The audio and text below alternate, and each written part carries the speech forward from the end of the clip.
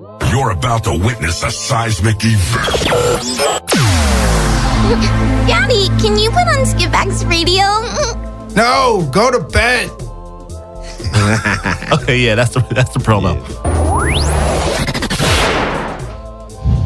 Yo, what it is out there in the universe? Welcome to Skitbags Radio.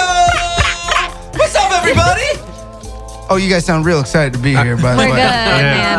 I just tried to ramp that intro up like to level 12. Devin, I'm sorry, but you're just like, you're not Carl, man. I'm not Carl. Carl will be joining us later. He had another very important function that he is attending, meaning his pillowcase in his bed.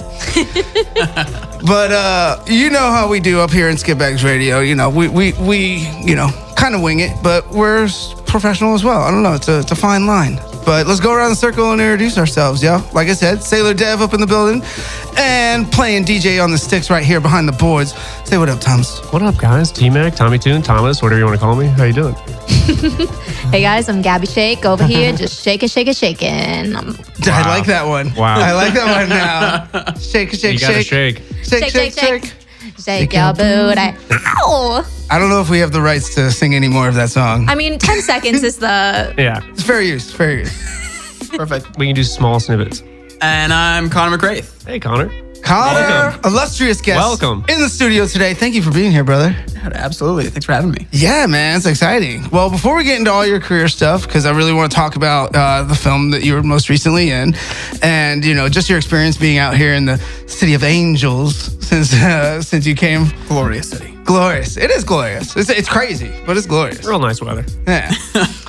We always start out every episode with a breakdown of a movie or TV show. And this week, we are deciding to break down a little TV show called Schitt's Creek. I don't know, did I pronounce that correctly? I think so. All right, cool. Pretty close. All right. Schitt's Creek. Yeah. So we were talking right before air, and you guys, Connor, you were saying that this show was his son's idea, correct? Yeah, if my understanding is correct, his son came up with the idea for the show, Well, and then his son is Eugene Levy's son. So Yeah. Yes, Thank sorry. you, Gabby. My bad. Yeah. No.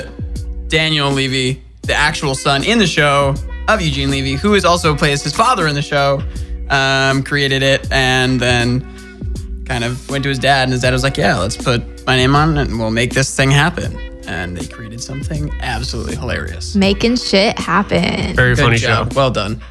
And I love the pun is just the beginning. Like, you know, from a show like that, like when you just read the title, you're like, oh, okay. This is gonna be awesome and interesting. They've all got the last name Shit, Yeah. which is fabulous. You can say it so many times. They're like, you know, how many times can we say shit in an episode? I don't know. We should play a counter, you know? Great. We'll see. What Take a shot every time they say shit. Jesus Christ, we'd be dead on the R.I.P. floor. It's like the Bachelorette drinking games. God. Best games. You guys don't know what the Bachelorette drinking games are like. No. Sorry. Unfortunately not. What's the Bachelorette? You don't know what the Bachelorette is? I'm kidding. Okay. Every time someone says, I'm just here for the right reasons, I'm searching for love, take a drink. Oh, I've fallen off of those shows. They're like, at first commercial break, I love you guys. You're my best friends. That's basically how they go. I've never heard of the By drinking the end game. of the first hour, you're definitely passed out. You're not going to play for the second hour. Oh, yeah. How many hours are there to a show? The Bachelorette is an hour long, and then there's this show called Bachelor in Paradise where they take a bunch of people from the seasons and they put them on an island and they say, have fun. Horrible. And those are 2 episodes a week of 2 hours. Have you seen Love Island? No, That's what's kinda like that? It's a show that it's airing in the UK, and they have a new episode every single day. And the turnaround is like 24 or like 48 hours on filming. And there's a new episode every day, and every episode they bring in new people to the island. It's essentially the same thing, but it's like 10 times more ridiculous, and everybody's the most attractive person you've ever seen. And then like at the very end of the episode, they bring in somebody even hotter, and then everybody fights over them. It's ridiculous. Reality TV is crazy to me It's because I watch it and I'm like, but how much of that is the producers being like, oh, you know Pretty much what? all of We it. could bring All of it. this person on. Yeah, at least 90% of it. Yeah, no, it's not really reality. It's augmented reality. I'm pretty sure Yeah. that the producers were definitely the ones who created like the whole, you know, your picks just like football. Yeah. Oh yeah. Yeah. Bachelorette Fantasy League. Yeah. That is a thing. The Bachelorette Fantasy League. I would bet it was the producers. Very easily. You got to keep yourself entertained some way if you're producing a show like that. Yeah. You got to have some fun. You'd be like, damn, I just want to point a camera at these people and just watch them talk. It makes me want to bash my head into the wall. See, let's mess with them a little bit. It's like you're pretty crazy. Walk in there. Oh my gosh, this season of Paradise was so crazy because they have this thing called Bachelor Winter Games. So after the Olympics this year, they had like the Bachelor Winter Games where they brought all of these people from all over the world. Bachelor does things in Australia and China, and they had these people come in.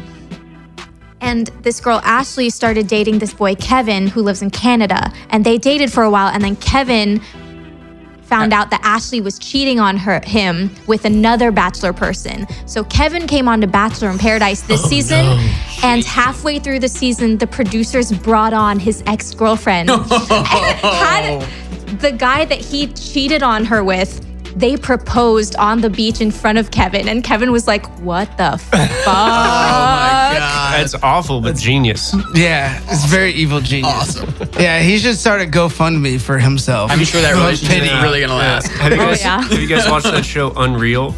Yeah, I love that show on Lifetime. That's a total unreal moment. That's something I would imagine being on a fictionalized TV show, but it's real. Well, I mean, it's not really real. Like, we just had this conversation. No. It's all the framed producers, as but it's real but people. Yeah, The stuff very that true. happens on Unreal is a bit more ridiculous. It's like scripted? Yeah, it well, is. yeah, it is. Yeah. Okay. It's a scripted TV show. I didn't see Isn't it. it created by like one of the producers of The Bachelor? One of the ex-producers of Yeah. The Bachelor, Yeah. something like that. So Schitt's Creek. Yeah, so bring that back around. It's great. I went off on a tangent there. No, we all did. It's all good. Yeah. What do you guys, speaking of real people, I mean, this is a father-son creating a show. How do you think it is going to work with your dad? I mean, if your dad is Eugene Levy, probably pretty awesome. But like, normally, like, is his son a producer on it as well? Like, he's the writer, or like, pull it up. He's a writer. He wrote it. He created it. Pull that shit up. Yeah, Thomas. Pull that shit up, Timon. Google boy. Google boy. I think I haven't seen that much of the show. I've only seen a few episodes, but the ones that I have seen have been hilarious and awesome. So I just think it would be like working with family and stuff is got to be difficult, because I know like Ray Romano's kids did some stuff like producing work, like PA work and stuff on Everybody Loves Raymond, and like a lot of people's kids like that are famous get into the business by doing like behind the scenes stuff. Right, yeah. But it's one thing to like, okay, I get you a job as a PA on my show. It's another thing to be like, oh, I'm the writer, or you're the writer, my son, and I'm the actor. And like, what happens when you have a creative difference? Like, like who gets that overruling? I don't know. I'd say probably Dan, since he brought it to his father, and they're both the lead writers on every episode. Oh, so and Eugene they're writes executive too. producers Okay. on the whole show, and they're stars. Okay. But I believe that Dan is the head honcho here. He's calling the shots. How old is he? How old is that? How do you think? Was he in like his 30s? We can find out. In the show, I think it says that they're like in their 30s, and it's just a funny. Yeah, moment. he's supposed to be like a son that just never does anything, relies on his family's money, kind of thing. Oh, I've And then they never. lose all their money. We don't know and anyone. Move to the town that they own called Schitt's Creek. Yeah, he's like 34 in real life, mid-30s. Yeah. The mom on that So, like, show is same. fantastic. Oh my What's her God. name? Moira. Moira David! Rose. David, come here. Every time she says his name, it gets a little louder. And then the sister, David. Great. David. The bike episode where she was like didn't know how to ride a bike. It's just genius. So good. Like, props to her, because I don't think she's done like anything else really, like much else. I don't think so either. This is her breakout. And it's great. Hilarious. What would you guys compare the show to? Like another show? Like if you had to compare it, like a Curb style humor, or like what do you guys think? Like as far as its stylization, totally unique. Definitely not really. I mean, I was a lot just of throwing it, that out there. I'm not sure how much of it is improvised and how much of it is from the writers themselves. I've heard that there is quite a bit of improv, so it is Kirby in that way, but I don't think it's as heavy as Curb's, because Curb is pretty much all improv. Is it not? Yeah. Well, I mean, it's. I don't know. But there's like a loose storyline. They're like, it's all Larry. You gotta talk about this and you gotta bring up that. It's like a reality show. Yeah, it's like what the producer will tell you. Okay, we want you to do this and go here, and we want you to bring this up in 4.5 minutes. Yeah, I don't think Larry's stuff is scripted, but I think some of the other guests on there are, like, especially if it's not a reoccurring role. Yeah. You know, they'll probably be like, here's some basic lines. Like, I'm gonna feed you. Obviously, we can banter. But Ted Danson doesn't know what he's doing when he shows up to set. I feel Ted Danson doesn't know. He just shows up and they're like, okay, Ted, you're gonna go here, and we want you to bump into Larry. Ted Danson doesn't ever know what he's doing. He is just smoking weed in his old age these days. It's awesome. Ted Danson is at that point in his career where he really doesn't need to do anything. Right? He's always gonna have a TV show somewhere. Yeah. He's always gonna have a job. Yeah. What was he on? He was on that show with Jason Schwartzman, the weed. The Happy Place? Is that what it was? It's like The Good Place? Yeah, Showtime or HBO That's still show or going on. something. Yeah, that's still on. Really? Mm-hmm. Second season heard just good got things. released on Netflix, so the next season should be coming pretty soon. Yeah. Never seen it. Heard good things. Heard it's a good place. It is really good. And if you don't know anything about it, if you just watch it like blindly, the twists and turns are very, like, they wrote it very well. Hey, the commercials are great. I'll give them that. Well, you have a Very Netflix, attractive so commercial. Yeah, there's only like 8 episodes from the second season. The previews are great. What about The previews. how many seasons does Schitt's Creek got now? There's 3 on Netflix, and I think they're. There's a 4th on the way. Yeah. Fourth Yeah. one's 2 airing on real-time TV. Does anyone even real-time watch TV? that anymore? On Pop TV. Pop. Oh, that's what TV? it's on, Pop. It's on Pop. Was that like What an old is channel? Pop? It's got to be an old channel that's been rebranded, right? No. It's a brand new one. It was co-owned by like Lionsgate and someone else. Bravo or something, maybe. I don't know. Yeah. Pop Sounds stands like for that. popular, I'm guessing. Yeah. It's like pop culture. They came out with the first like Bachelor, the gay Bachelor. Wait, Super duper. say that again. The Gatchler? Well, Is that I what you don't just know. said? I don't know what the show is actually called. I was like, did I just hear that If correctly? that's not the name of the show, It's it not could the be. name of the show, but I don't know what the show is actually called. Paradise something. I would- But it was like the gay Bachelor. They had a bunch of gay people and this really hot dude. I don't know. I heard it was a shit show because you put that many people in a room together, it's something's gonna go down. If I ever do learn the name of it, I'm still going to call it the Gatchler. Yeah. Thank you. I feel like I coined that in college. Well, yeah, that show should change its name and pay you for the rights to do that because that was way better than whatever the hell it's called now. Hello, you can contact me, Gabby Shake. Slide to my DMs, man. I'm here. What else just happened? Oh, we were talking about Ted Danson. I was going to bring this up. How about Burt fucking Reynolds, guys? Oh, yeah. R.I.P. Shout out to the legend himself, man. I didn't even know he was like on the fringe. Like, I didn't know there was. Well, he was 82, and I feel like Hugh Hefner's he's been still kicking retired. it. He's No, been he was- retired for a number of years. He hadn't been acting for a while. Did a movie like 2 years ago. Yeah, like 2 years. What did he do? Did he do like a full And he's movie or a just kind of been cameo? chilling. Yeah, It was called like The Last cameos Czar and or stuff. something like that. Yeah. But I mean, if we're gonna call out Bert, we should also do some Dash Fam, Mac Miller. Oh, yeah. fucking Mac, bro. God damn this town. We were talking about how awesome LA is, but it fucks with people's heads sometimes. Yeah.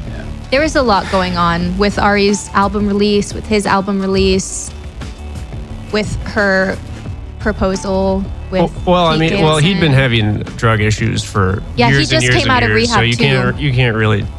So, I mean, sure, the cards were stacked, but Yeah. you can't really say that was part of it.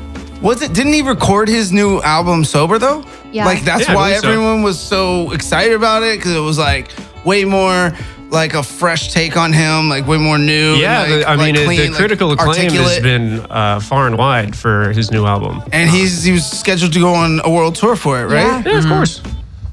In like a month, something like that. Shit. R.I.P. Peak, Mac. R.I.P. Bert. R.I.P. Mac. Yeah. It's been a hard week. At least there's one 1980s, 1970s legendary mustache left. Tom Selleck. Looking at you, buddy. Tom fucking Selleck is still alive and Burt Reynolds He's is there. dead. I'm still waiting. I'm still waiting on the third installment of the 3 Minute a Baby series. So, Oh man. so Y'all, I don't know what I'm gonna do when Betty White Betty White. It's Betty coming. White is like Keith Richards. She's She's never never gonna die. We're gonna upload. First of all, Betty White is gonna be uploaded to a computer here pretty soon. And we're just gonna have her forever. Yeah. You just put the consciousness there, like, what is that, Transcendence or whatever? Movie Yeah, with Johnny Depp. Transcendence. Yeah. I was gonna plug my shit into a computer. There's a show on Netflix called Altered Carbon, Yeah, I think, where yeah. they did Yeah. that. Yeah. Yeah, we were just talking about this the other day. Altered Carbon is like, I don't know if anybody's seen the second I did. season of Westworld, Yeah. but Not yet. it's like if Westworld was continued for like 100 years, Altered Carbon is Westworld in like 100 years. Really? Yeah. I mean, they're not related in any way, but the storylines are so incredibly similar that you can probably connect those dots. We're gonna put Betty White in like some super jack dude. we're gonna put Betty White in somebody very strong and stable, so that we know I want she's Betty got White some in Dwayne The durability. Rock Johnson's Oh body. my- Yeah. That's what I was That's what I just want. gonna Like, say. He's like, Betty, we want to make sure you're comfortable and you're safe. So we're just gonna give her a big offensive lineman, Ooh, I like it. 6'5", 300 pounds. Just Betty be like, and Julie Andrews. I want them both. Betty, you're gonna be fine. Betty's gonna be like, can you smell what the Betty's cooking? Yeah. What, oh, fuck. New season. This is what I was saying. You guys watch Sunny? It's Always Sunny? Yes. Anyone? I mean, I Funny did show. back in the day.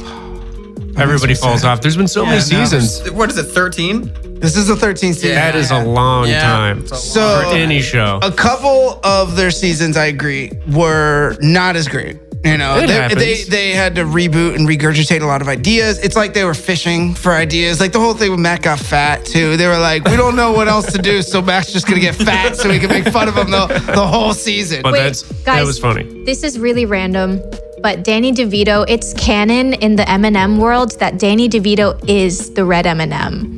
There is a commercial where the red M&M turns into a person and he was Danny DeVito. It was so funny. So you all Well, just he need to looks meet like that. an M&M. He's smaller, yeah. That was the line. The green M&M was like, Waddles you're him still short and bald, so.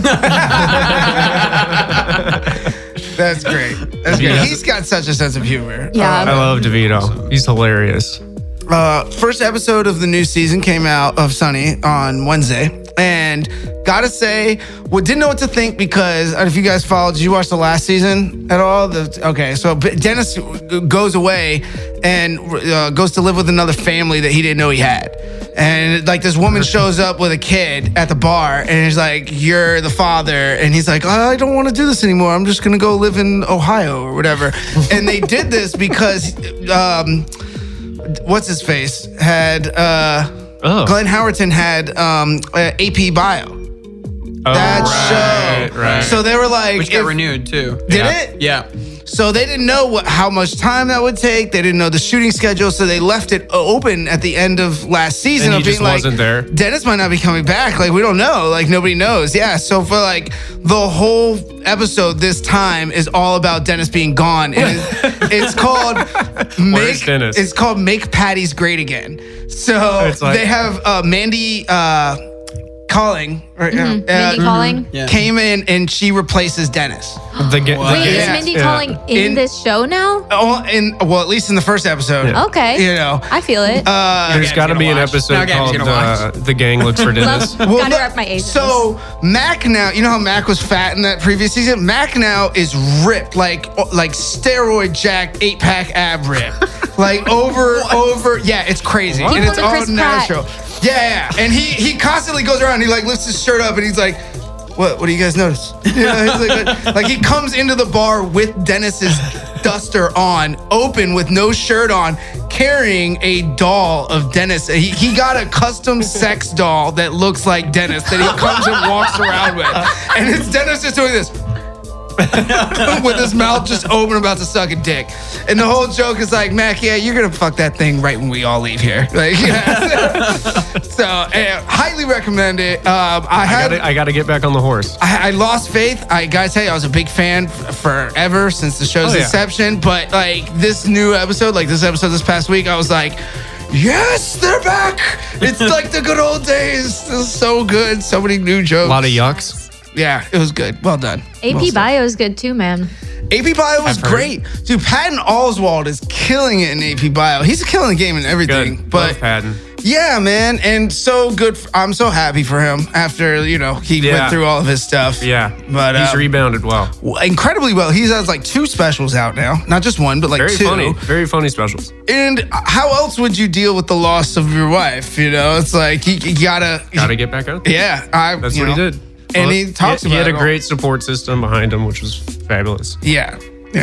But that show was great. I love AP Bio. I thought Glenn did a version of Dennis, but it wasn't quite Dennis. It was it was like half there. Yeah. But there's always going to be a little bit of Dennis in everything that he does. Because that's why people are going to pay him to do that. I mean, I can't see Glenn Howerton doing like The Notebook. You know what I mean? Always Sunny does The Notebook. Yeah. That would be great. Yeah. That would be good. That they could do. Funny. The gang remakes The Notebook. Yeah, the gang remakes The Notebook. You could definitely do that as character. This is a funny thing. So, Charlie and the waitress live together and are dating. Good for him. And dating. He finally did it. Yeah. Hold it off. Spoiler alert to all these people. Whatever. All this is explained literally in the first 5 minutes of the episode. So, I'm not giving away any jokes. Yeah, it's or like anything. the classic movie preview that is essentially just the first 5 minutes of the movie, and it's like the cold open or whatever. Yeah, and kind of when you set up in the bar, everything's the same in the intro of the show, and then Mindy is sitting there and doing Dennis's part, leading the gang, okay, we're gonna do this, and everyone's like, that actually makes a lot of sense. I think we might actually be able to pull this off. That's the most reasonable thing I've heard in years. It's like she actually makes things work, and they just, of course, sabotage, and try to do their own thing, and Mac's trying to fuck a sex doll of Dennis, and it's all good. Classic Mac. Classic Mac.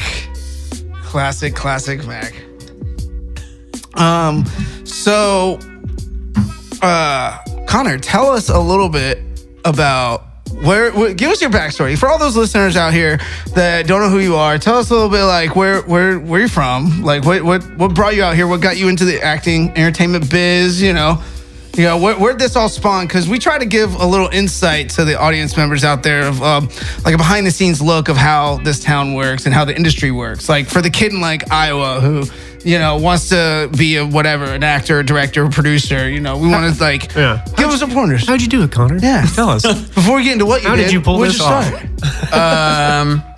So I'm from a small town in Colorado called Glenwood Springs. It's Beautiful. Shout out. Shout out to Glenwood. It's right between Aspen and Vail, so it's nice. It's pretty magical little spot. That's nice. But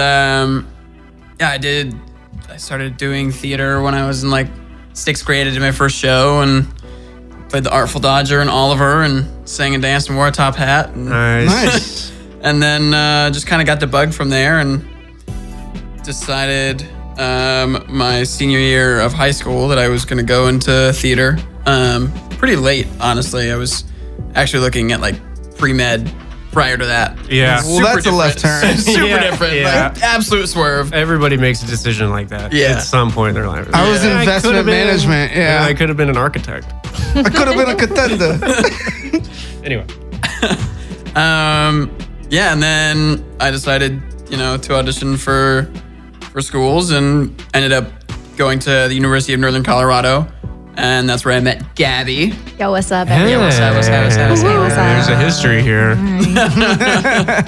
And then I did a couple of showcases through there and almost went to New York. It was pretty wild ride right at the very end of college. Isn't that the big decision? Post-college, you're New York, Chicago, LA. Those are the 3 places. The weather always wins Or out. stay right, or you can, stay in Denver and be a big shot there. Be the big fish in the small pond forever. I mean, people are killing it out there. Absolutely. You make money. Denver's a nice place.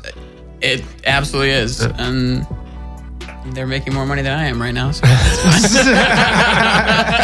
Son of a gun. It's not all about the money. no, it's not. it's But I about mean, the it's kind of passion. helpful. No, I hear you on that. I agree. It's all about the fiery passion. Yeah. And then that ramen dinner. Yeah. Yes. So you get out of college, you decide to come LA instead of New York, Chicago. Were you coming out here to do film or are you coming out here to do theater? I mean, there's obviously more film out here than there is in the other two cities. But did you want to like do both or what? Like, yeah. So I mean, I've always kind of wanted to do both, and I booked a job right out of college out here doing a play. Cool. So I moved out here to do this play. Like in Hollywood or in the Valley or Down in Long Beach, actually. But I was a play in Long Beach? playing in Long Beach. What the hell is going on this I know. coast? I've never heard of such things. Really? Never? Not in Long Beach. I mean, Long Beach has got fucking actually- ska bands and, gangs. Right. True. They're trying to That's become more the old, gentrified, okay? That's Yo, the yo, yo. old Long Beach. Yo, by the way, shout out to LBC. Don't shoot my ass when I'm driving through. Yeah, that's like 1993 Long Beach. Yeah. Anyways, go on. So I moved out here and did that, and I was living up in Sherman Oaks, and so Nice. that commute every day was Oh. Yeah. What do you, let 405. me guess. Well, what time did you have to go? Like early in the morning? Like rush hour? sometimes. What do you think? 2 hours? 2.5 hours? 2 hours-ish? Normally probably about 2.5. Ouch. A couple of times it took 4. Yeah. I live in Redondo right now, so it's like halfway between the city and there, and it's, traffic's a bitch. Just awful. But yeah, then I did that, and kind of everything else has slowly fallen into place. I mean, I worked really, really hard for it, but since then I haven't done another lick of theater because it So did you get... doesn't pay very well. Theater doesn't pay I out mean, here, the scene in LA for as far as theater is concerned is Really very rough. small. Yeah, Yeah. it's tough. There is none. That's basically... I mean, there's... unless you want to make community- $25 a show. Yeah, like... Or 7. I consider it community theater with really good actors. Yeah. 99-cent theaters. Because you have such a good Small. pool to pull from out here when somebody big wants to do a stage show. It's like, please, sign right up, open door, It's Right. like anybody's like, I just want to take a break from film. Like, whoever. Like Nick Offerman and his wife met doing a play out here in Hollywood. Oh, and it was some really? black box show. Yeah. I believe he's doing a play right now in the. He's a Broadway. classically Yeah. he's a theater actor from Chicago. Like Yeah. he's a Second City. He was no, I don't think Second City. No, He's dramatic. could Believe it or have not. been Steppenwolf. I don't know. Maybe. I don't know. I don't remember. But look it up. Whatever.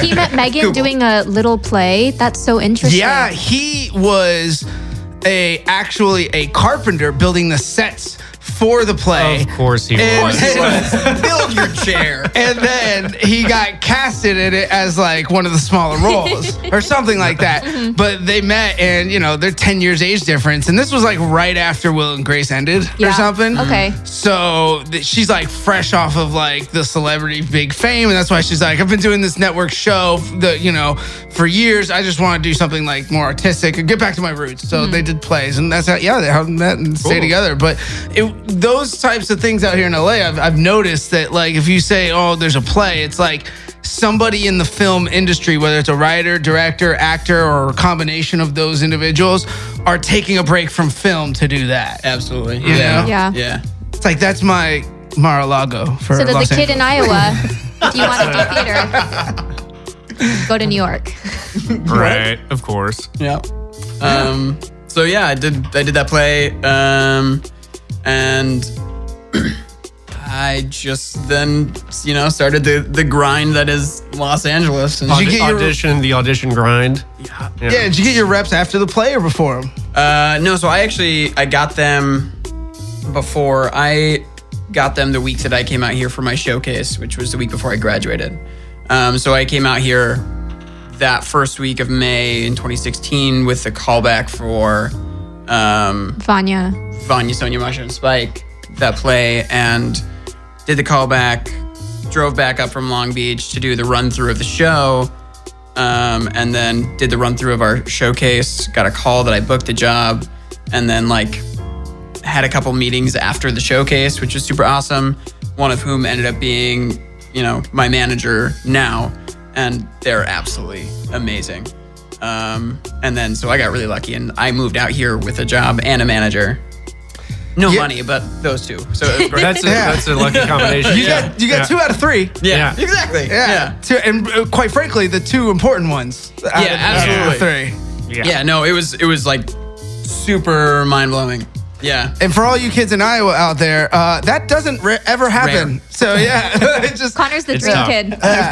It was, Well, there's got to be a reason. It's got to be. They had to have obviously seen, awesome talent and prospect in you. So yeah, It was a good showcase. The kid's got chops. what'd you do for your showcase? Just Curiosity. I I used to teach musical theater, by the way. That's why I was I like, actually didn't sing in this showcase. Oh, okay, cool. Connor, he was my theater teacher. This is how I did this. Oh man, We're going way back. I'm Yeah. so sorry. The shade of it all. No, this was like Gabby was fine when she was younger.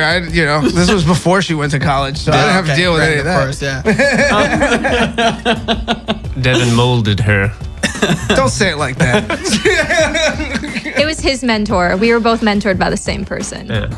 Anyway, sorry. There we go. Cool. I just wanted to say that I'm familiar with the craft. We did a scene from what was the one? I remember the one was Perks of Being a Wallflower. Did a scene from that. Nice. And then I honestly can't remember what the other scene was from. But yeah, just two straight scenes. Wow, cool. Yeah. From 2 straight scenes. Picked Yeah, up. picked up. So you get out here. What's life now like? I mean, in this period in your story, what is life now like? You did the play. You got your reps. You're going on auditions. You're trying to book stuff. So right after that, I had a lot of, when I first moved out here, what felt like beginner's luck, because that same casting director who cast the play was also casting this sizzle reel for this new Lifetime show. And so I booked that sizzle reel, like that shot, immediately after the play closed. And then Nice. they ended up picking that up. So, and they wanted to keep the 2 of us that were the leads in the sizzle reel, which was really cool. So I Does booked that happen very often? Is that a thing? I'm unfamiliar with that. With keeping the actors from Yeah. the sizzle, I would say. It depends on who the actors are. Yeah, it kind of all depends on the project, like, and also like the network and the producers. Like, if the vision of the show is like driven around the actor's ability to portray the character, then they're kept, Okay. obviously. Yeah. But if it's like, oh, anyone can play this part, then they might go for like a more financial opportunity. name. Yeah, Yeah. exactly. Okay. Something to sell the show. Okay. Yeah. Yeah. So you liked doing Lifetime TV? Yeah, so it was pretty fun. What was it about? It's called Crazy Love, and it's actually not. I don't know when it's coming out. Who knows? Who knows? Can you talk about it? Sure. Okay, Yeah, cool. They didn't tell me that I could. So yeah, what's it about? Crazy Love? It's Crazy Love. So it's this new series, and it's all about different like crazy shit that happens because of people in love. So like the first one is the Romeo and Juliet murderers, and those are real kids. And so the original story, as these kids met, and he was 19 and she was 14 when they met, and they started dating, and then he got kicked out of his house and lied to her mom and said that he was gay, and they were looking, like her mom was looking for someone to rent a room. So he ends up renting a room in her house, and like they're secretly having this relationship, and then the mom finds out and freaks out, and the girl's like wickedly manipulative and like ends up manipulating her mom like crazy, and it's not completely sure, but the way that the Lifetime portrays it is that I kill her mom. Which character are you? I'm the Romeo character, okay, yeah. the 19-year-old guy. Yeah, the 19. So, but this goes on for 2 years, so I'm 21 when it's all over.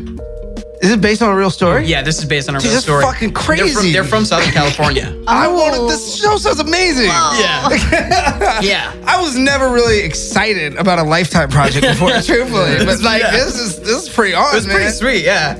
And then so they killed a mom, and then they stupidly left the garage door open, and then fled. What was it? I think San Diego or San Francisco.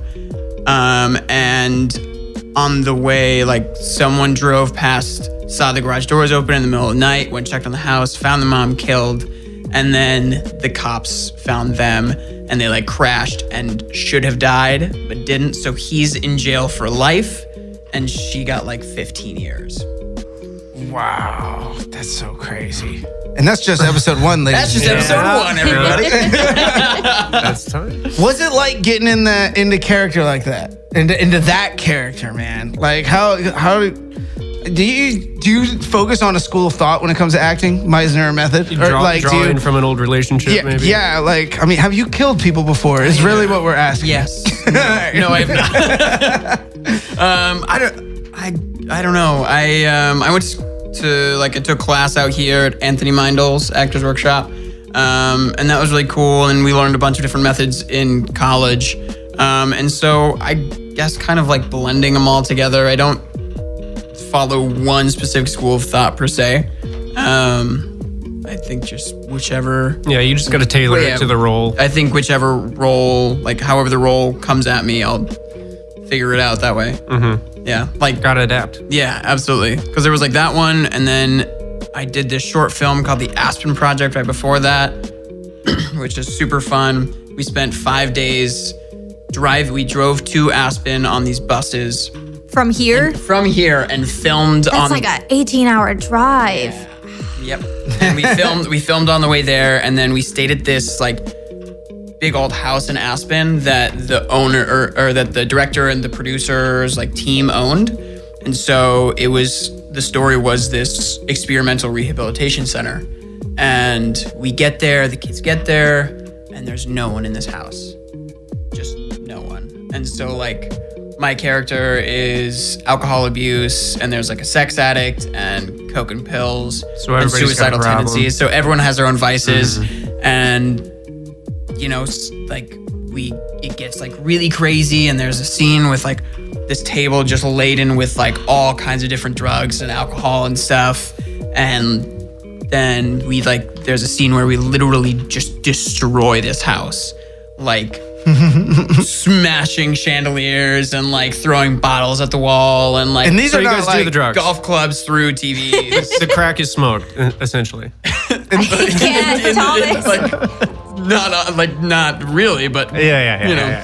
and Are you destroying their real house, or are they loaded up with props and set we dressing? destroyed this house because they were gonna tear it down. So we could that's so much fun. So we could do literally like anything to this house. Amazing. It was awesome. And then like in the story, we wake up the next morning and someone's dead, and then the bus driver just picks us all up, and he does a sound off, and there's one less person, and he was like, didn't think it'd be her, and then just drives away. God.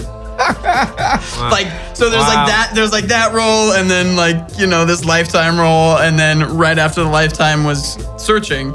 And so it's like 3 like just wickedly different things. So man, I guess it was just really just like kind of how I felt about the character in the moment and what it came down to. Well, I think it's a prop on your acting skills because the versatility you got. And it's also really great to be starting your career with all these varied positions versus being like, oh, he did 3 comedies and he's really funny. Can he do The Notebook? Like one of those type of things. So do you have a favorite out of those 2 before we get into Searching? Do you have a favorite moment or scene or part, whether it was off camera or on? Like, because you sounds like a camp you went to, almost like summer camp for like 2 weeks in Aspo, where you're getting paid to like fuck shit up and do drugs. Sounds great. Mock do drugs. No actual drug doing. Yeah, no. Those were the props. Everything else was not a prop. Was this before it was legal or after? We were in Colorado. Yeah. Oh, so it doesn't matter. Whatever. Whatever. That's a good answer. It was probably legal. I'm from Florida. My brain's still wired. Crack is never legal. No, bath salts, bro. Bath salts. That's what you meant. Florida, right? Oh, yeah. Florida. Before that guy ate that other guy's We don't face. have money for Yeah. fucking meth and crack. Like, what are you talking about? Yeah, we just went to Bed Bath & Beyond. Pier 1 had the good stuff. Yeah, Pier 1's got the Pier 1. Pier 1's got the imports. Puns for days. You heard it here, ladies and gentlemen. Skitbags Radio. So tell us a little bit about Searching, man. Yes. That's really the film concept sounds amazing. Why don't It was brilliant, man. Getting Like great I watched reviews. it the other day, Connor. It was for a movie that's all on a computer and It's from all- different screens Yeah. and cameras. I was always like 100% into it. And with other movies that have been like that in the past, I've always been taken out like, this like, they're really milking this for all it's worth. Yeah. Like Unfriended It doesn't work as well as you think it might. But this did. Yeah. It was so good. Well, Connor, why don't you let our audience know a little bit about like the movie, the plot, your role in it, like give them a little background in case they haven't seen it, and sell the movie to them, gentlemen. Well, that's all you gotta do is look at the camera and bat those doe eyes. Everyone go watch this on YouTube. See Connor's pretty face.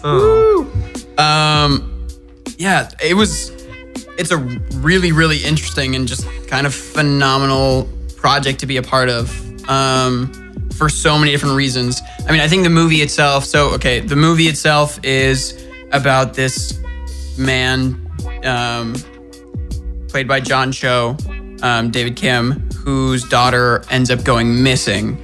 And he uses all of what we use today, social media and everything, and Facebook and YouTube, to track clues and try to find her or find out what happened to her, because he has no idea.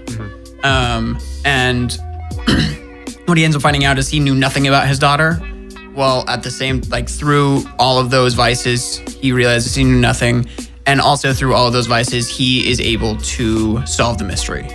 And there's some like really incredible twists and turns, and that's like probably all I can say about it without ruining anything, because there's a wicked cool twist at the end that like some people might partially see coming, but at the same time, I think No, it took me back. You don't know exactly what it is.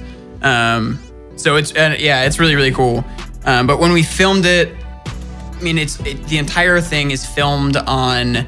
We filmed it on GoPro and iPhones. Like the actual shooting. The entire film. Wow. So it's always as if you're looking through the perspective of either a phone or a computer, right? Yeah. So it's like you're watching his FaceTime feed a lot.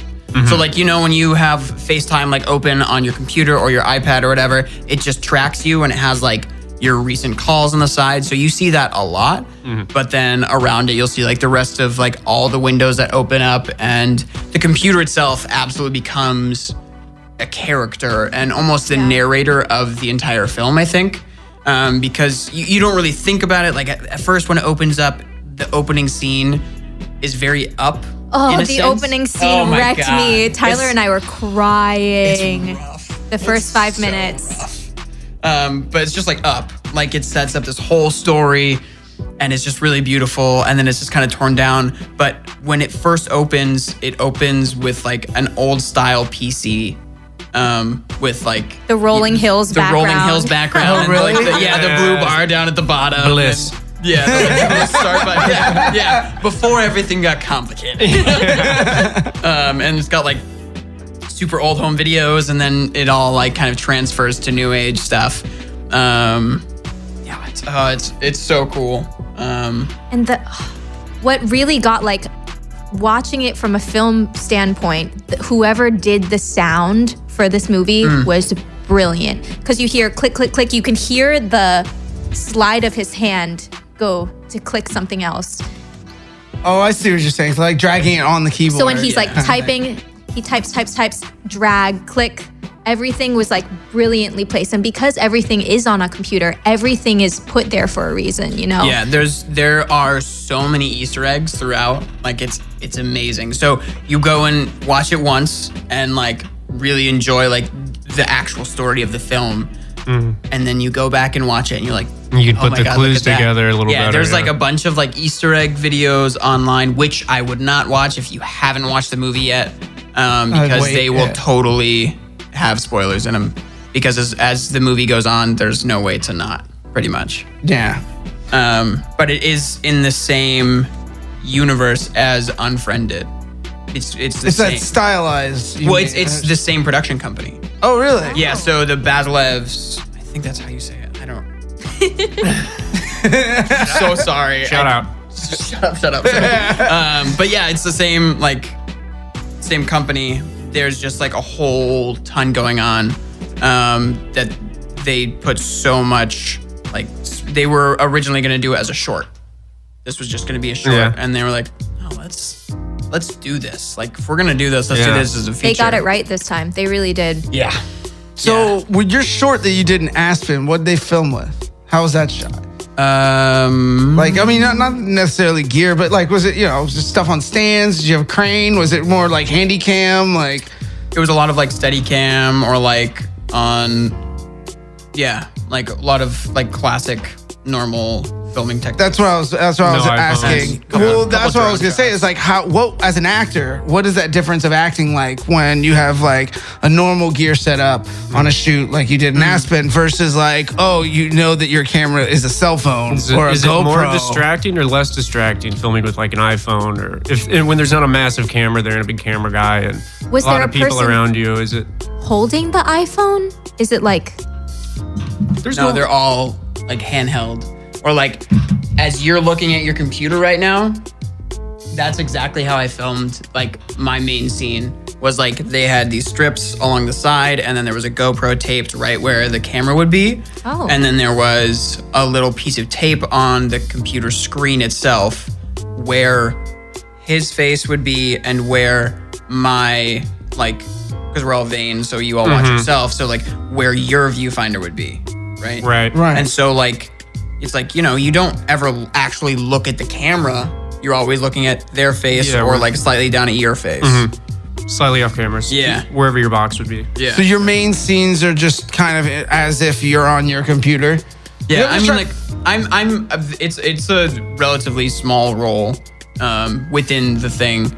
Like, I feel super blessed by the fact that there are very few actual different faces seen throughout the movie. It's really just like John, Deborah, the missing daughter, and The brother. And the brother. Like, those are like the main faces that you see over and over and over again.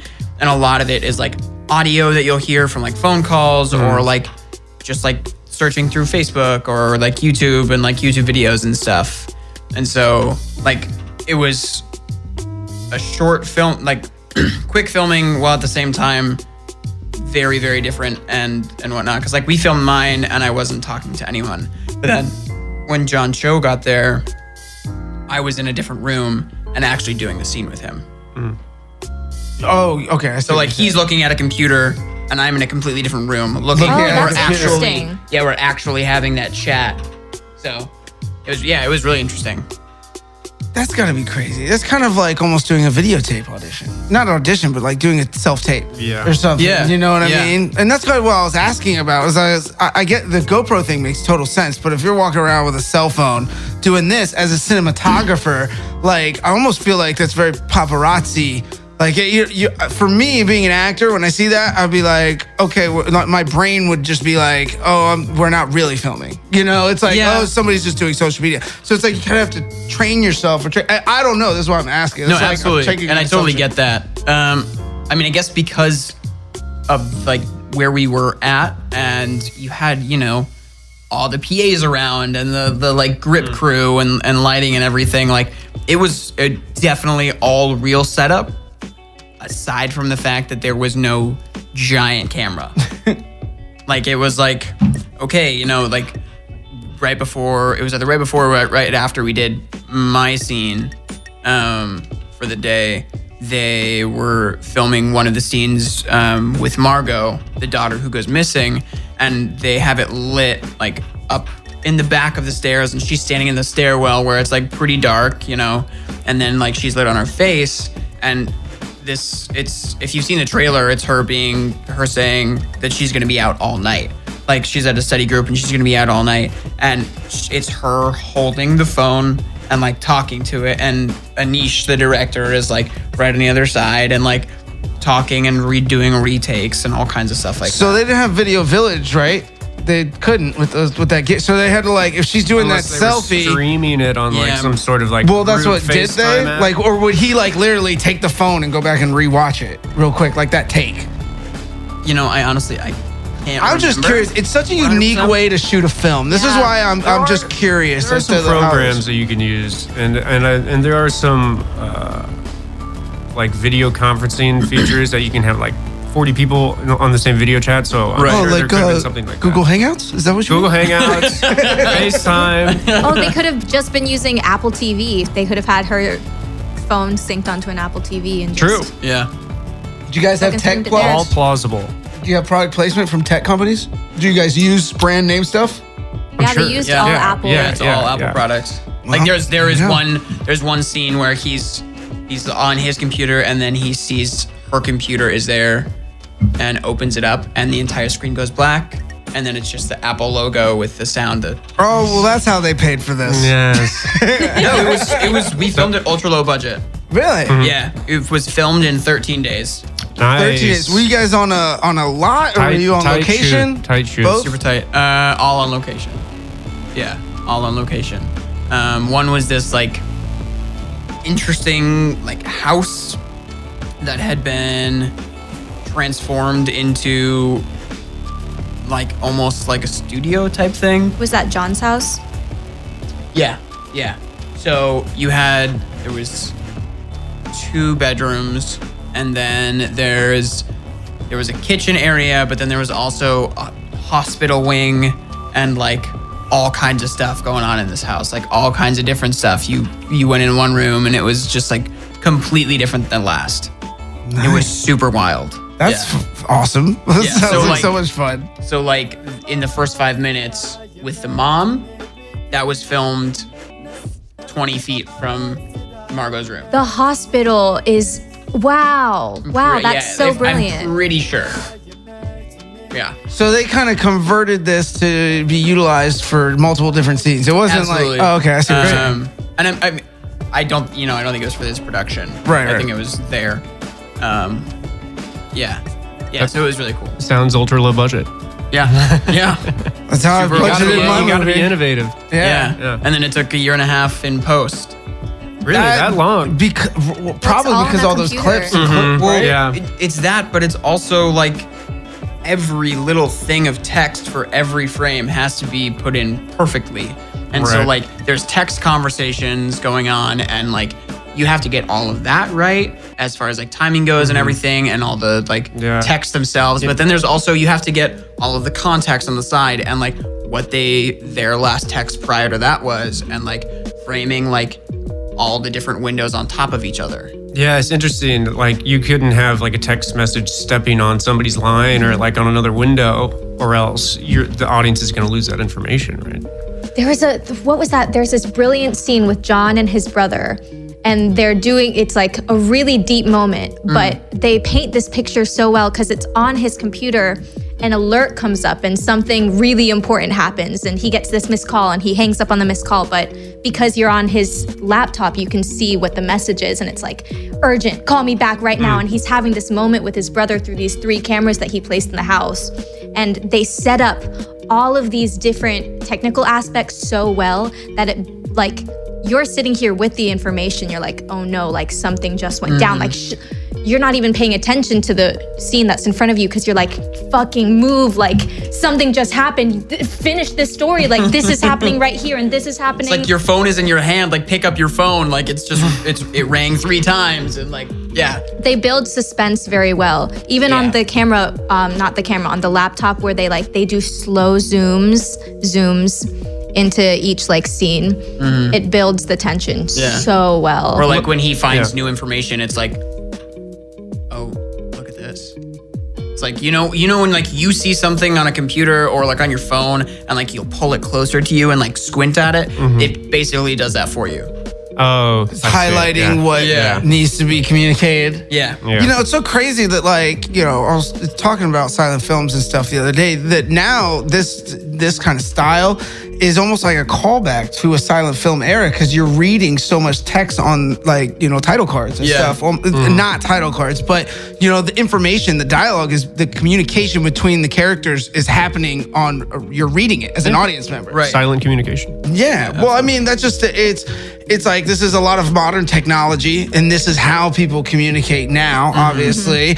But when we do a film about it, it's almost like a throwback to the 1910s and 1920s, 1930s and stuff. 30s is when the sound came in, but all before that, you know, I just thought it was really interesting and really cool because do you guys watch silent films? Have you watched a lot? Of course. Carl? Yeah, a few, yeah. Well, it's like when you're watching a silent film, with the difference between that and this, I mean, there's plenty, but the title card comes up and it's a black screen with usually white letters on it, right? So it's like shut everything else visually out of your mind and just read what's on this screen.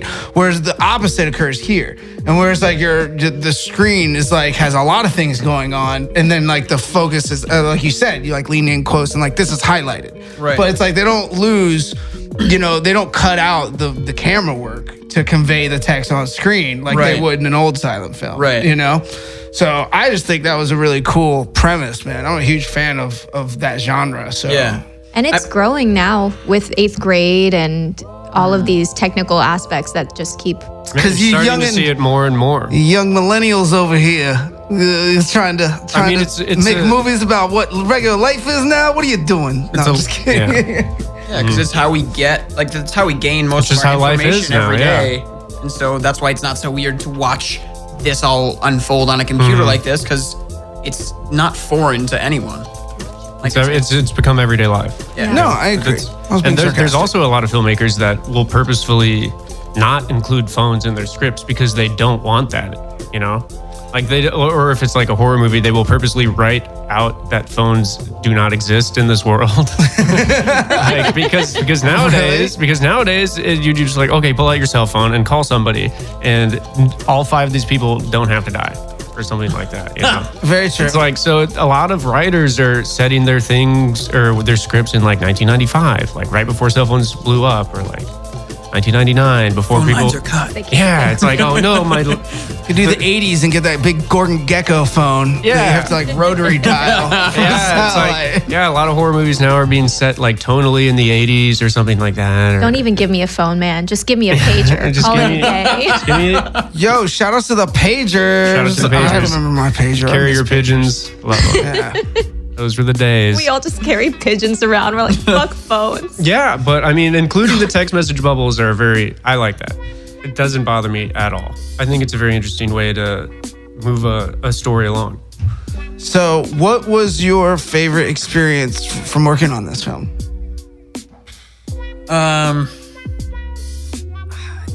From working on it, I mean, it was really, it was just super different. Like, I mean, I'd done 2 little projects before that, like the Aspen one and the sizzle reel and everything, and it was just really interesting.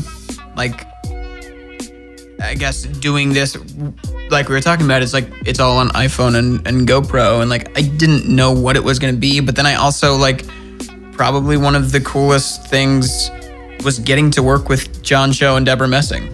Yeah. Like, Deborah's fantastic in this movie. yeah, like it was just absolutely incredible. And like, they're out here in Hollywood, it's like we see celebrities all the time, or like, when people get starstruck and all kinds of stuff. And like, just, I mean, we all know that they're just normal people. They're just regular people, and everyone says that all the time. But like getting to actually work with John and like just like have conversations with him, and like just like what a nice, genuine human being that he is. And like, when I met Deborah, like I worked with her just on one day, but like she introduced herself and was just super, super nice, and like did it in a way that like she didn't need to. She didn't have to go out of her way to do this, but like she went out of her way. And like, it's always refreshing when you find out that somebody that you've been watching for years is like actually a good person. Yeah, absolutely. Like actually nice. And they are all just real people. A lot of people forget that. Yeah, absolutely. And like John was like super stoked talking about like how he had worked for the Obamas, and like all kinds of stuff like that. Like it was just it was really cool. Yeah. I mean, yeah, but so I think that was probably my favorite, is just like really getting to be a part of this, and I think the aftermath of like seeing it all come out and the buzz and everything. And like at the time, like I didn't even think about the fact that the entire main cast is Asian. They're Asian Americans. Yeah. Oh. And so like I didn't think about that one bit, but like it is such a big thing, and it shouldn't be. But like the director and the producers are like, yeah, we wrote it, but we didn't want to make a commentary on it. Yes. Like it's there. It's like, why wouldn't they be? that's what he says They're all the just time. He's like, living why their wouldn't they read? lives. They're The script- people. Like they were they're probably written in the script completely ambiguously. Yeah. And that's just the way the casting shook out, I'm sure. Well, they wrote it and really wanted it like to be John. Like they really were getting that hashtag starring John Cho was so popular. 2 years ago? Yeah. And so they were like, yeah, we would love for it to be John, but they also made a very big point to not make any sort of commentary on the fact that the family's Asian because it doesn't matter. Yeah. Like it really doesn't matter. And I think that plays really well because you don't think about it. And like I didn't think about it at the time, and it's something that we shouldn't think about. Yeah, it should just be natural. It should be just like anybody else on screen. And this representation, guys, it's so important. In the past few months, seeing all of these Asian characters, like randomly in the past few months after Crazy Rich Asians came out, there have been a bunch of movies with very heavy Asian casts. Yeah. And Hashtag Asian August. I cried so hard in the past few months just because watching someone on screen that looks like me, that looks like my mom, that looks like my friends from my childhood. I've never seen that before. Just seeing that moves you in a way that I've never felt before. I looked at my boyfriend, I was like, oh, this is what it feels like to be white. Just having, you see people like that all the time, don't you? That's crazy to me. Not since Never felt that. Joy Luck Club. Did you see that one? The Joy Luck Club is very sad. It is. It's not. It's marketed as like kind of a comedy, like a family comedy, but it's kind of... It's tragic. It's kind of not at all. It's like a Greek tragedy or something. Yeah. There's a lot of there's like a murder. It's like, Not that tragic, but there is a murder. Yeah. So, it's crazy. But yeah, so like being a part of it now in the aftermath like has just been really incredible. One, that it's this thriller that's doing so well. That's all takes place on a computer screen, which is amazing. Two, that it is the first Hollywood thriller to have an Asian American as the lead. That doesn't die in the first 15 minutes. Very important point to make. Yeah. Well, I knew, growing else up, dies? I knew that as an Asian person, if I was going to be in a Hollywood scary gonna die. film, I was going to die. Most oftentimes, you would not be the focal point of that cast. Yeah. Yeah. And so like just kind of watching the impact that it's having on so many people, like even like people close to me, like Gabby, and it's just like it's really amazing to be a part of the movement that this movie has created. Bro, do you ever go to K-Town here now? It's popping. Like you could just stroll through that bitch like Wait, Hugh but, Hefner. Isn't K-Town filled Because with I look like a 16-year-old in that movie, so no one would recognize me. All right. You just gotta like wear a shirt of the cast as you're walking in, like a shirt of yourself in the movie. I'll just take my movie poster and like tape it around my back like a cape. Yeah, there you go. Yeah. Guys, you see what I was in? Everyone, look at me.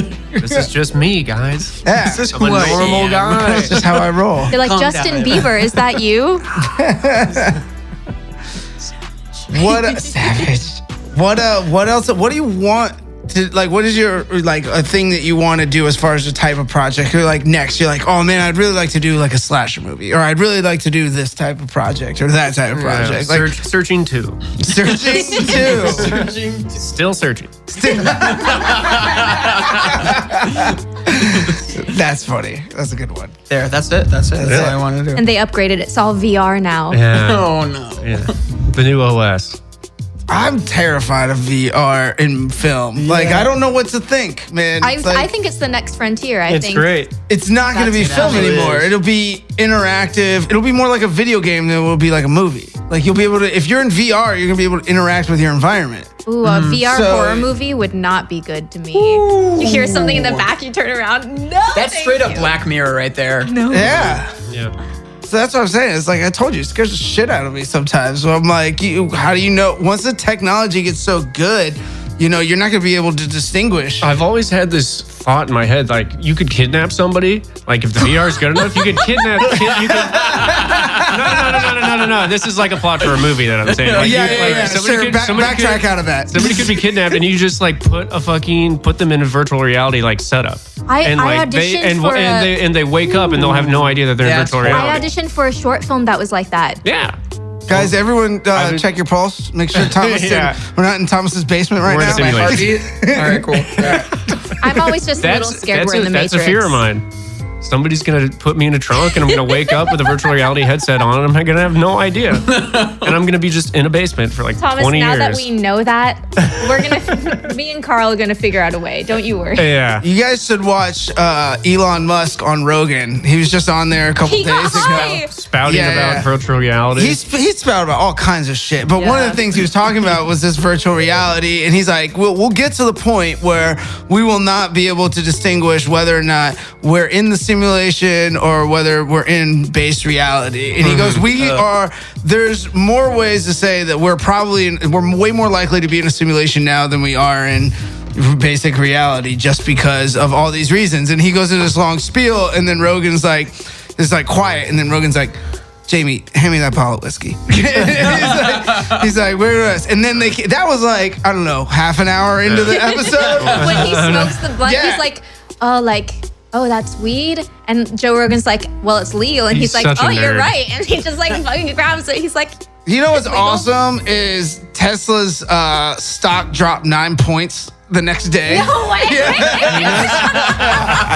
Man knows what he's doing. Yeah. It's all a part of his plan. Yeah, well, it's also like a lot of people watched it and were like, Elon, every other interview he does is usually pretty short, and he kind of looks very like robot or alien like. He's very rigid. Yeah, well, yeah, and like you could see like when he stops to think before he says something, you could see like the gears turning in his fucking head at 1,000,000 miles an hour. He's like, oh, let me process exactly what I'm gonna say and like be articulate about it.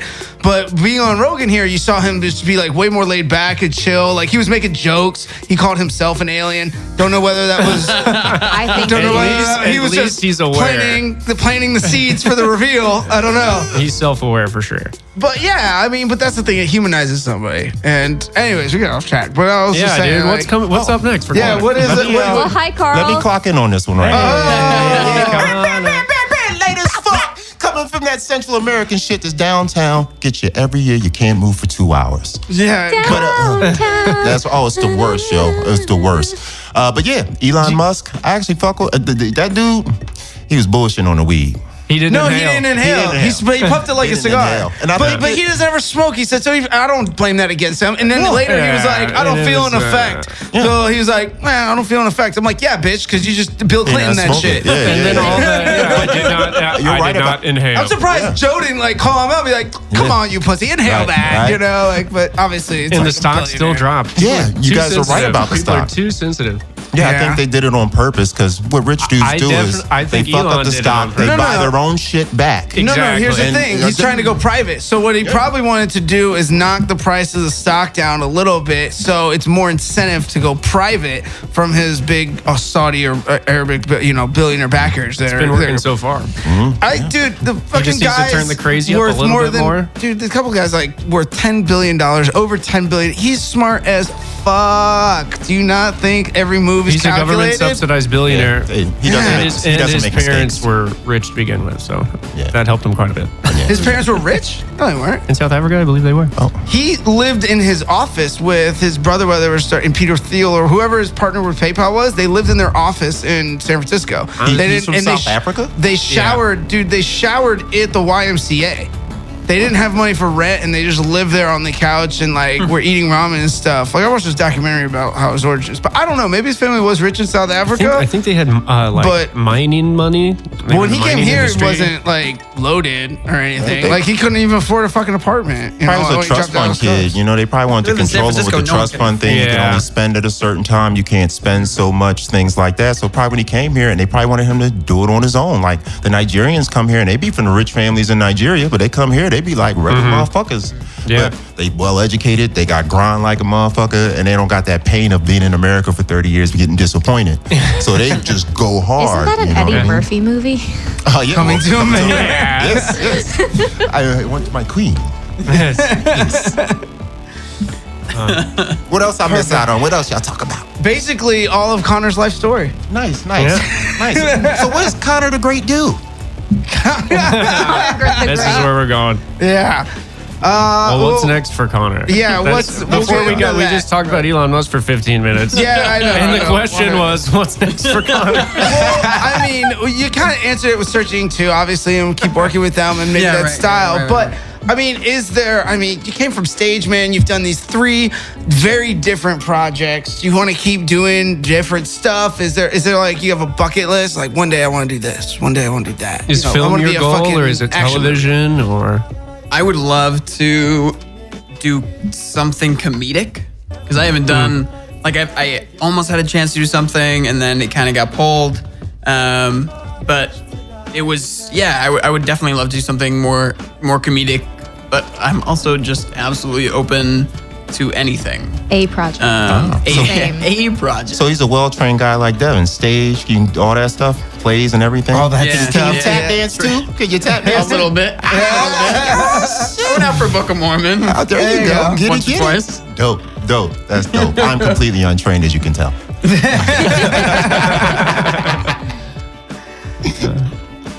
Well, what you got any words of wisdom for people trying to make the jump, like getting out of college like you and deciding like what to do, coming out here, going to New York? Don't look before you leave, perhaps. Just do it. Yeah, there's never a good I didn't time. ask you. You're never gonna have enough money saved up. Yeah. Just do it. Yeah. And then work really, really, really hard because the harder you work, the luckier you get. Yeah. The more hands you shake, the more money you make. Yeah. Luck is That was when a good one. preparation meets opportunity. Yeah. Yeah. Make your own luck. Yeah. Yeah. I think that's the same for almost everybody that moves to another big city, making a jump, making a change. Like I was putting it off and I was like, I don't got enough money yet. And I was like, you know what, fuck it. You know what I'm saying? You just gotta go, dog. Yeah. Just go. You know what I mean? And I noticed that with a lot of other people, you gotta be willing to jump. Somebody gave a big talk about that a while ago. You gotta be willing to take that leap of faith and believe in you. Because So true. like the Wiz, the Wizard of Oz, we are all Dorothy going to a foreign place where we think we're going to get ate, and then they find out we are the king they've been waiting for the whole time. We are their savior. That sounded Carl. so profound in your Thank you, beautiful low Carl. voice. Jesus. Sweaty Jesus.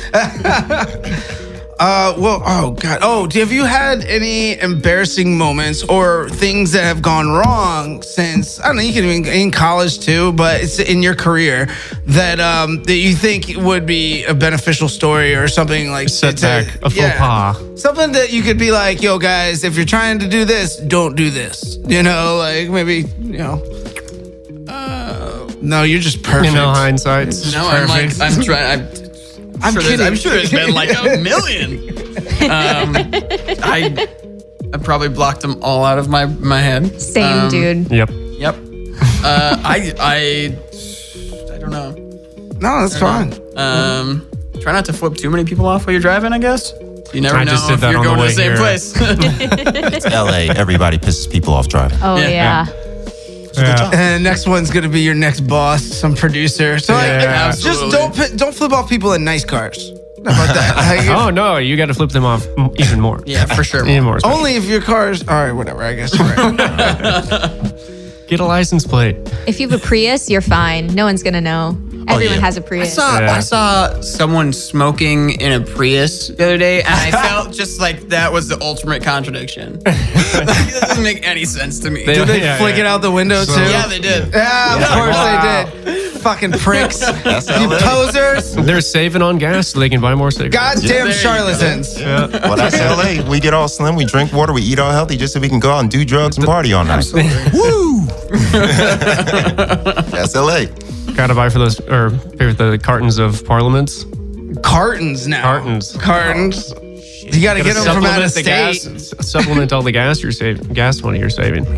Dude, there's so like I see such a weird range. We have it's Sunday when we're recording this for all you guys listening and watching. But we have a thing called Bentley Sundays where if you drive through Beverly Hills, like I usually take, you know, because I live by the beach, so I take, you know, kind of up towards Santa Monica, and then I come on Sunset, like all the way over through Beverly Hills into Hollywood. And doing that, you know, once a week, you know, if I'm with people, like I was with Days, you know, Da Vinci and stuff, and Yeah. like we would be riding up here to Dash, and we'd be like, I see so many goddamn Bentleys on Sunday that we could play Punch Buggy with this shit. So we played Punch Buggy Bentley, and it was called Bentley Sundays. Like today alone, everyone takes their nice cars out, and I was on the way to the office. I went there this morning before I came here, and there was like 3 Ferraris racing down Sunset. That's every day. That's every day. No, I know, but I've lived off Sunset for 4 years, and you could play that game every day. really? Yeah. Well, today, I guess, I don't know, it was Sunday, the 5-0 was out, so they were just like staggered throughout, just clocking people, just ticket. Really? Yeah, all in Beverly Hills side. Huh? Really? Yeah, the motorcycle Of course cops. it's in Beverly Hills. Yeah, but yeah, of course. I did kind of notice when I first met her, I had a bucket. I had an old ass 1989 Honda Accord when I first moved here 10 years ago. Yes. I never got pulled over in the nice areas, Beverly Hills, or any of those other A areas. black guy in a Ever. shitty car, Never. a nice But neighborhood, you know who didn't I get pulled always saw over? pulled the fuck over? People in dope ass cars. Yeah. Well, because they know they can actually pay the tickets. Yeah, but you would think, nice Oh, come on, that car, was this a joke. guy, they let him slide. They're But- always speeding, and they're always Yeah, not using yeah. turn signals, I'm sure. Yeah, but I guess Being they do reckless. pay every single ticket. 90? Unlike me. Don't give me one, motherfucker. Yeah. You stuck. You stuck till tax season. Ah, that's amazing. You know who I saw right in front of the office like a week or two ago again? The second time I've seen him. Pull up. Did I tell you who I saw before? It's Wesley Snipes. black Phantom, black Rolls, Bentley, black Bentley. Because I remember the B's. It was an all black. It was Ben Affleck and an all black Bentley with a license plate that said Oh, Batman. the Batman, yeah. And I loved it. I was like, because yeah, my first instinct was, God damn it, Ben. And then my second was like, whatever, man. I just got paid for Batman. Like, if I got a fucking Batman check, I would be like, all right, man, we might as well just buy a new Yeah. Batman. He's been Batman in like 3 movies already, hasn't he? Yeah. But none of them are just about him. Yeah. There's no Well, Batman. there's no Batman original- versus Superman, Yeah. and then the Suicide Squad. Was he in that? He for like did a like minute? a cameo. I'm Yeah. flying on the car right Got a now. check for it. Yeah. Then what else? Something else. I'm Oh, sure. then Justice League. Yeah. Nobody saw it. Yeah, that's pretty much. Yeah. But Batman, that's like 007 nowadays with it because we have so Right? many It's people that's like- playing. It's like, who's your gonna favorite? Who's going to be the next Batman? Yeah, who's going to be the next one? Who's your favorite? Wait until they make it a black guy. Yeah. People go like, The next Bond could Yeah, it might Iris- be Daniel. I don't think be so. Kaluuya. Yeah. No way is that set. No. No, it's rumors. It's just I thought it was rumors. Idris Idris Elba Elba or something. Idris Elba. Idris, he shut too those down, but I think old. he'd be good. He is too old. Well, I mean, That's the problem. in theory, you could do it because there's a bunch of 007s, isn't it? And whatnot. I think Yeah. there's only one James Bond official 007, but Yeah. there's like a ton of 007s. So I think it's like theoretically- 006, 005, 004. Oh, so it's like 10 Yeah. or whatever number, and then you're a I mean, particular James number. Bond could be a Oh. black guy. Why not? Yeah. If it's Idris Elba, he's smooth as shit. Yeah. He is smooth as fuck. I mean, I if still the think movie he's is old. set in current times, it can be anybody. Yeah. You know, the only time you kind of need to cater is for like historical accuracy and context. Like, you can't really put, you know, fucking, I don't know, example, like in the 1500s, a black dude in China really is not gonna be the most There could common be a black guy in thing. China. Ben Affleck was in ancient China. But you know, Tom Cruise is the last samurai. not, like I said, if you want to be a good movie, Yeah, right. then- Yeah, Tom Cruise Last Samurai, and then there was that. What was it? It was Matt Damon, The Great and- Wall. The Great Wall. Yeah, That it's movie, like how did you that get? pissed me off so much. Like how did you even get here, Matt Damon? That movie wasn't even. That pissed me off so much. It was like That was a crazy movie. It was crazy. What it reminded me of was the Brothers Grimm, but in China. That's really kind of what it was, though. Right? Don't you see? It's like the two of them bantering. And they try to make it comedic, but not really. Yeah. Like, Yeah. it's not fucking crazy, man. A lot of liberties were taken with that movie. Yeah, how is he? The only reason he got away with that is because he's married to like a Vietnamese or Japanese girl or something. he is. Matt Damon Did he get is? away with that because he got a lot of shit for it. Oh, he got a ton of Yeah. shit for it. Yeah. Well, I mean- everyone but I always does. The Asian community is always like. Also, the Scarlett thing about that movie is that it probably wouldn't have gotten greenlit if Matt Damon wasn't in it. I mean, the only reason he was in it was because they needed like a big Hollywood actor so they could Yeah, and it was get a the Chinese. audience It here. was a and then Chinese also- film. Yeah, it was a Chinese film, and they wanted a Oh, big really? American actor to put in it so that That's it could why market Crazy it here. Rich Asians is so big. It's the first Asian film produced by Hollywood. All of the movies that you're talking about, they were all produced by China. Yeah, Great Wall was Is that like what- 10 Cent or somebody like Is that Last Samurai the same way? Is that why they got Tom in it? Yeah. Essentially. Oh, good move. Good move. Because they have all of their movies. I mean, that was a Hollywood movie. Yeah. Just they needed a white guy in there to Hollywood it up a bit. Yeah. Yeah. So they could market it here. Got my butt in the seat. I was like, this should look live, yo. True. What about, did you guys see Fallout? Am I the new Mission Impossible? I Yes. was with you. Yes. Yeah. I was actually. yeah. Never mind. Whatever. It was good. It was a good movie. Yikes. It was dope. That was lit. Yeah, and Tom got my run in. Yeah. That's all Yeah, niggas say. man. Tom was running. Once the movie's like, when's it happening? I said, just wait, dog. It's gonna happen. I gotta Great- give great it up. end. He Capacity. shattered his ankle at one point in that. Yeah, Really? he did. Yeah, Yeah. jumping from In the top of shots in the building, movies. Yeah, too. they kept the take. Yeah. Was it the Because- window take when No, he jumped out of the no. window? To the other roof, and when his foot goes like, if here's the wall to the other roof, like the roof looks like this, right? Yeah. Uh-huh. So his foot goes like this and goes, pfft, or like Oh. down. Yeah, so and he just he's kinda had- hanging from the building, climbs up, and the camera's like shooting at him, and he's like limping as he's running because he remember that continued the guy. shot. Yeah, he like hobbled off. Shout and out they to the kept fucking take. GOAT, man. The Beast. GOAT of action movies right Beast. there. Insane. After I Beast. watched that movie, I got in the treadmill and I just fucking started running. Yeah. Talk about uploading somebody's consciousness to a computer. Well, that's already done. 100% Tom Cruise is going to be uploaded to something. It's already done. What are you talking about? He's already. They it's have already the in He's Watch actually it. a clone. That's why he was able to finish the movie. Yeah, they pulled just his clone. brought the clone in. Bring in the clone. Bring in the clones. Oh my God. For more information on cloning, go to Scientology.com. Yeah. Hell yeah. Yep. That's what they do. I guess. Whatever. It's a secret. Carl was my favorite Secret's part out. of that movie. Every time I looked over at Carl, he was just like, "Yeah, man, let's go." Yeah, it was a great movie. It was a great movie. I mean, It was. It's something I could watch it until he's like 80 years old, dog. As long as he can bust that sprint, Dude. and he look like he can Right. take Usain Bolt while you're doing it, Yeah. I gotta see it. I gotta see it. I can't wait to see a gray-haired Tom Cruise, wrinkled as fuck, just. He got the neck thing. When the neck gets going, He's never going great. that's when you kicking it. When somebody's neck gets to bucking, they good. Top 5 all-time actors. the momentum. Tom Momentum Cruise. pusher. Well, before you go see any of those other movies or TV shows we Go see- talked about, go see Searching. go see fucking Searching right now. So good. Nice. He's in it. I'm in it. Yeah. You better- Carl, you're gonna have to go back and watch the beginning of this episode. Well, you know, that's how I It's like, oh, I be running on CP time. I'm sorry. that's okay. Well, Connor, thank you so much for coming on, Yes. bro, dude. Yeah, thanks for it was having me, so much fun, man. You're great on here, dude. You're fun. You're a good conversationalist. We'd love to have you back whenever, man. You got open invitation, dude. It's Absolutely. all good. Let's be back. Why don't you let people out there know where they can find you? You want to plug anything? You got some social media, whatever projects coming up? Tell the people what you got going on. Yeah, go see Searching. You can find me on Instagram at Connor McRaith. That's CONNORMCRAITH. And you want to go see a happy-go-lucky Hallmarky style movie? Go watch Destined to Ride on Amazon. Yes. There you go. I play the Yes. bad guy. Oh, nice. Oh yeah. So I got some movies to watch now. So. Ride some horses. Horses With are Joey involved. Lawrence. With Joey Lawrence.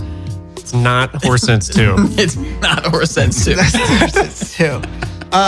Carl Leadus will go around. Let's sign out. Yeah. Mr. C Enforcer Poppycall on the Instagram.com. Sweaty bro in the air. And rule number 1, stay away from downtown LA the second Sunday of every fucking September. It's the worst shit ever.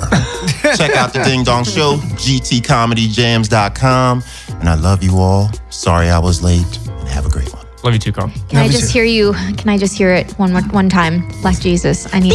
Jesus! Ooh, ooh. I'm Gabby Shake, y'all. Follow me on Gabby Shake at everything: Instagram, Facebook, Twitter.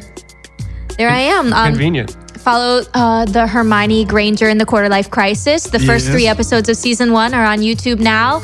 And then if you like Disney, if you like princesses, follow the Princess Collective on Instagram. That's right. Word.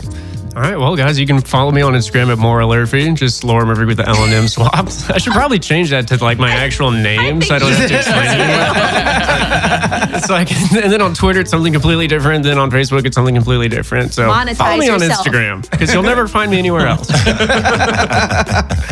Awesome. And then, as always, you can follow the show at Skitbags on Twitter. You can go to Instagram at Skitbags. Go to our website, skitbags.com. That's the hub. Go to the website because you can check out all the episodes of this past show on YouTube. If you go subscribe to our YouTube channel, we got clips. You can see our pretty faces and our wonderful, wonderful, illustrious members up in here on a nice camera in the lovely Dash Studios here in Hollywood, California. But also, we got a couple things we're going to plug real quick.